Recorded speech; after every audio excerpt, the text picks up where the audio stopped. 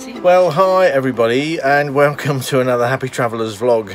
It's just a quick update today because it's been really hot. We've sat around doing not much at all today, but we wanted to give you an update on the Marmalade situation that we got into yesterday. And if you haven't seen the Marmalade version, pop back and have a look at that. And well, here's the result. I had marmalade for breakfast this morning. It was absolutely some of the best marmalade I've ever had. And here's a jar of it. Wendy's got me a jar. Yeah, well, that's it. Yeah. Look how much is gone. This is how nice it is, because this jar was full this morning, and you can see now there's only like half a jar left. You can see that it's not dropping out of the. Oh, it is tipping out a bit. There's a bit of juice in there. Shouldn't have tipped it up, but I'll have to clean the carpet now.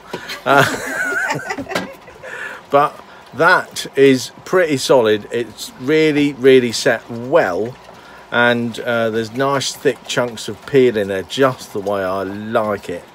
It is so nice. Actually,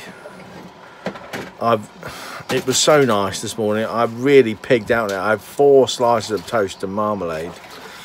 I know. But there's a big round of applause for Wendy on that.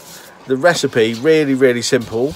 It is just a kilo of lemons in 2 litres of water. Boil it until the skins are soft. Take them out, chop them up, chuck them back in a pan. 2 kilos of sugar, boil it for 2.5 hours. And you could have 10 jars of marmalade just like we've got. Anyway, if you've enjoyed our little sweet marmalade edition, and these were made from lemons, still very sweet and with a bit of sharpness to it. If you've enjoyed that, give us a big thumbs up. And don't forget to subscribe if you want to continue following our journey as we travel around the UK and Europe, living full-time in our auto trail Comanche. We'll see you again next time. Thanks so much for watching. Bye bye for now.